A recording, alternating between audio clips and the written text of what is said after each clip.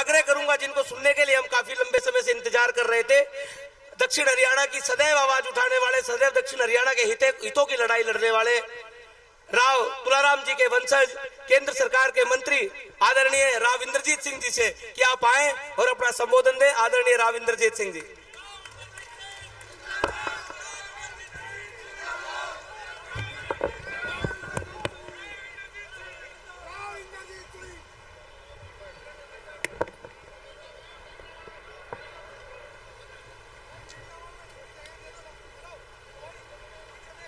माननीय एमपी साहब धर्मवीर सिंह जी,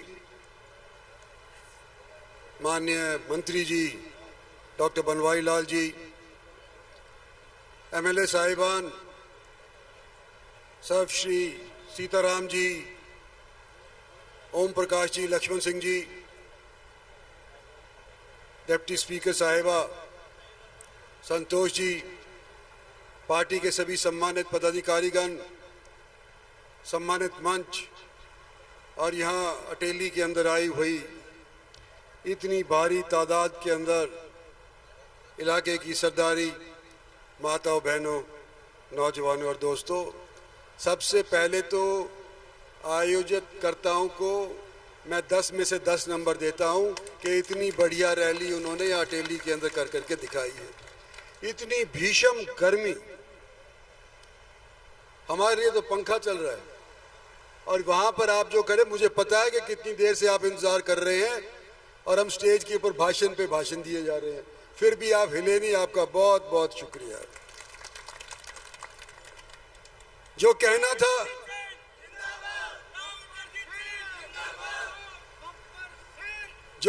था, मेरे से पहले कहने वाले वक्ताओं ने तफसील से आप लोगों के सामने वो प्रस्तुत कर दिया। फैसला आप लोगों ने करना है कि 25 तारीख को हाथ को वो अपना वोट दोगे या कमल को अपना वोट दोगे। साथियों, मैं आपका अजीज रहा हूं, आपने मुझे भी यहां से 2 बार लोकसभा का सदस्य बनाया है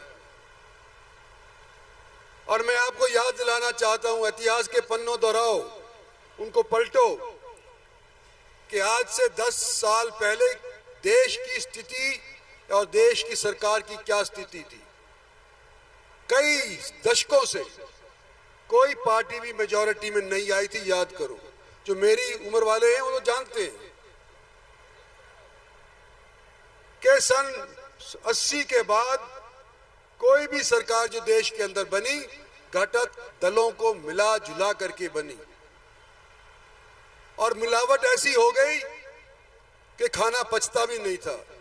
दक्षिणी का तो दक्षिण में अपनी सरकार के पैसे को खींच के ले जाना चाहता था, उत्तर का उत्तर के अंदर, पूर्व का पूर्व के अंदर, पश्चिम का पश्चिम को सरकार की योजनाओं को लेकर के जाने लगता था।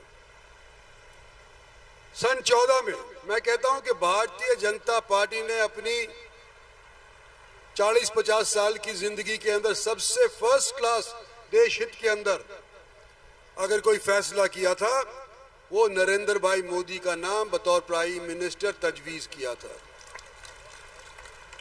दशकों के बाद भारत सरकार के अंदर एक पार्टी को मेजॉरिटी मिली और इतिहास ये भी कहता है कि एक बार किसी पार्टी को मिल जाए मेजॉरिटी, हो सकता है कि वो दूसरी बार भी सत्तासीन हो जाए, लेकिन इतिहास ये नहीं कहता कि एक पार्टी को मेजॉरिटी मिली हो और दूसरी बार वो दोबारा से दंगल में जीत करके आया हो तो पहली वाली मेजॉरिटी को लांघ करके दूसरी बार वो सत्तासीन हुआ हो। ये करिश्मा नरेंद्र भाई मोदी के प्रति ही देश की जनता ने दिखाया है और दूसरी बार जब उनको जिताया था, जब 303 सीट दे करके जिताया था और पहली बार जब जिताया था तो 273 सीट दे करके जिताया था। आज हम आशा कर रहे हैं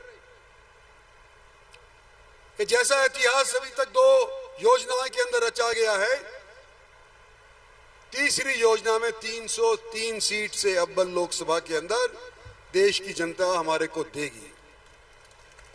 क्यों देगी?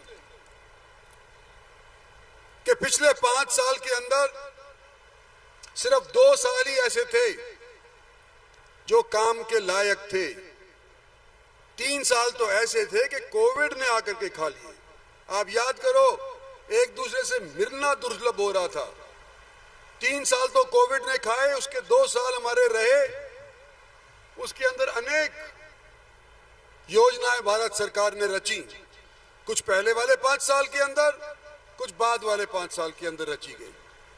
और आज के दिन इन योजना का हवाला दे तो जैसे अभी कह रहे थे बहुत शाम हो जाएगी, लेकिन मोटे मोटे तौर के ऊपर 5-7 तो भाई गिनवा ही देता हूं।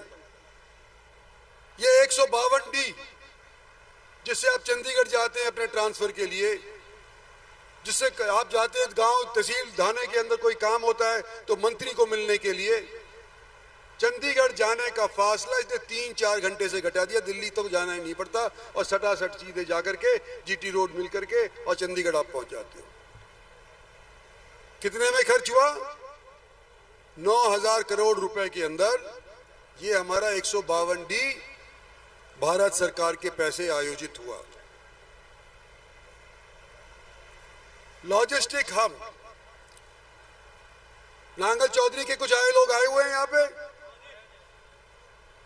आपके यहाँ पे लॉजिस्टिक हब बनने का कोई चांस ही नहीं था अगर dedicated rail freight corridor Bharatvarsh की तरफ से तजवीज नहीं हुआ होता। जो माल आज के दिन सड़क से आता है वो आने वाले समय के अंदर ये माल रेलगाड़ी से जाएगा। और मैं तो रेवाड़ी का रहने वाला हूं, कुंड के पास एक गांव है ठोठवाल, वहां पर इस लॉजिस्टिक हब का एक नया स्टेशन बना दिया, उसका नाम रख दिया new Rewari railway station. Logistic hub यानी मालगाड़ी का यातायात का एक रास्ता भारत सरकार ने 2 लाख करोड़ रुपए खर्च करके western dedicated rail freight corridor बनाया है, जिसी के फलस्वरूप आज के दिन नांगल चौधरी के अंदर लॉजिस्टिकल हब बना है, जहां पर अनेक लोग अपनी इंडस्ट्री खड़ी करेंगे, अनेक लोगों को रोजगार मिलेगा। छोटा काम नहीं है। और जिसकी जमीन के आसपास से लॉजिस्टिक हब की रेलगाड़ी जाती है उसके ऊपर वो खड़ा कर सकता है शेड्स, किराए पे दे सकता है। आने वाले 10 साल के अंदर जो लोग उसके इर्द गिर्द के गांव के अंदर बसते हैं वो माला माल हो जाएंगे, जिस तरह से आज के दिन पटौदी वाले गांव के लोग माला माल होने लग रहे हैं। साथियों, एक जिक्र और मैं करना चाहता हूं। आपके यहां सेंट्रल यूनिवर्सिटी हरियाणा के अंदर नहीं थी। भारतवर्ष की तरफ से यह फैसला किया गया कि हर एक प्रांत को एक सेंट्रल यूनिवर्सिटी मुहैया करेंगे। और मैं तो उस टाइम एमपी था, मुझे याद है अर्जुन सिंह हमारे देश के उस टाइम के ह्यूमन रिसोर्स डेवलपमेंट के मंत्री थे और मारामारी चल रही थी कि भाई ये सेंट्रल यूनिवर्सिटी कहां पर जाए। और उस टाइम के चीफ मिनिस्टर साहब यूं कह रहे थे कि रोहतक में जाओ। सब चीज रोहतक में जाया करती थी, याद करो 10 साल पहले की बात, सब चीज रोहतक में जाया करती थी। और रोहतक में ऑलरेडी यूनिवर्सिटी थी।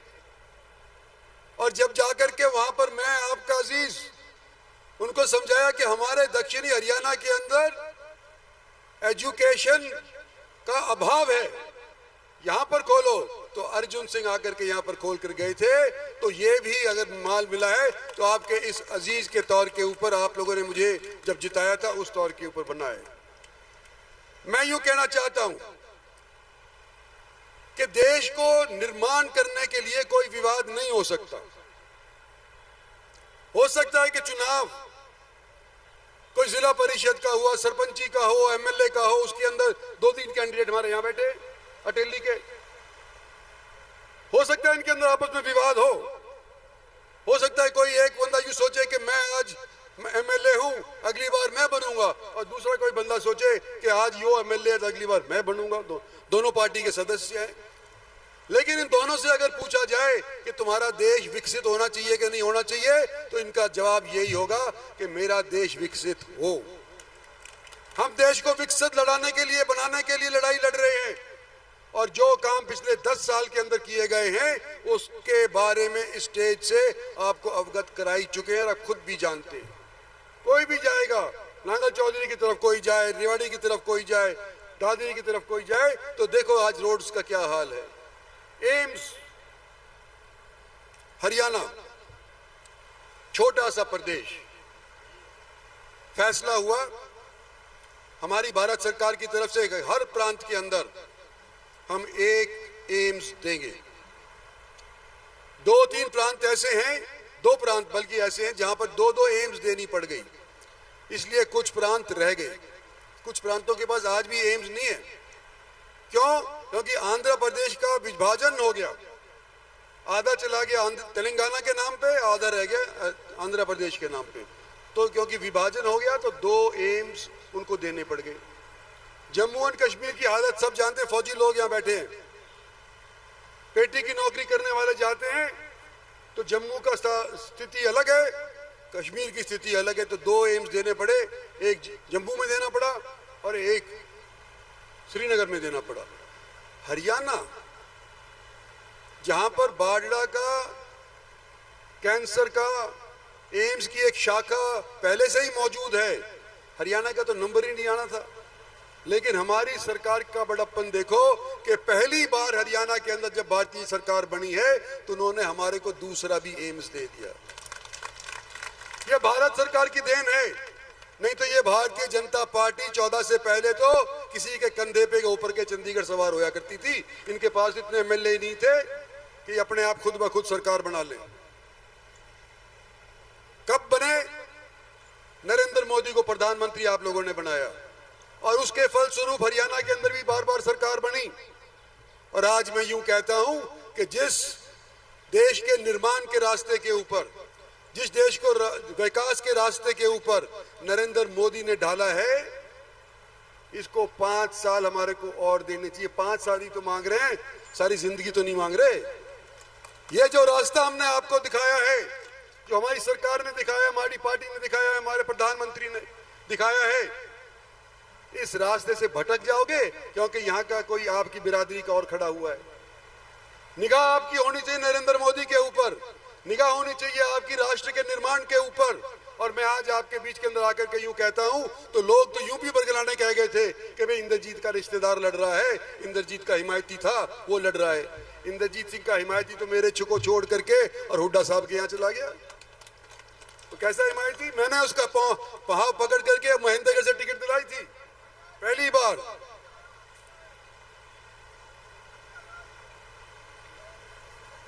सुनाई नहीं दे रहा बाबा, पर बाद में बता दिया।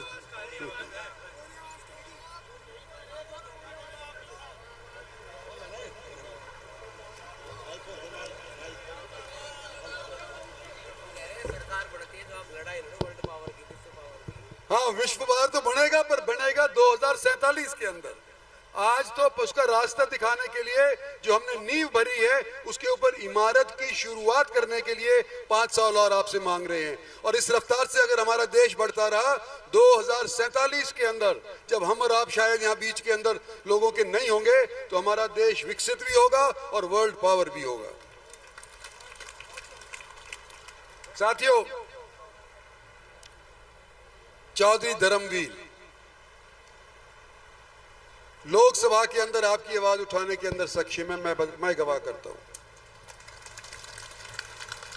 मैं तो मंत्री था, तो मंत्री के बारे में तो कई बार जवाब देने की ही जिम्मेदारी होती है। अपनी मन की बात कहने के अंदर थोड़ी सी दिक्कत होती है, पाबंदी होती है। कहते हैं कि तुम मंत्री हो, तुम इस तरह की बात मत करो। तो जो इलाके की बात मैं भी कहना चाहता था वो चौधरी धर्मवीर के मुंह से कहलवाया करता था, और इसने आप लोगों की पैरवी करी है, इसने हमारे एरिया की हिमायत करी है। ये हमारी बिरादरी का है, मेरी बिरादरी का नहीं हो तो क्या हो गया? हमारा हितैषी तो है। इसने हम जान लगा करके, पूरी जोर लगा करके मेरे साथ जा करके हाईवेज के लिए और अनेक चीजों के लिए प्रयास किए हैं। आज आपसे यही कहने आया हूं कि आप अपने आप को मोदी समझते हुए, इंद्रजीत समझते हुए, धर्मवीर समझते हुए 25 तारीख को कमल के फूल के बटन को दबा करके ही सांस लेना, उससे पहले सांस मत लियो। धन्यवाद और जय। बहुत बहुत धन्यवाद।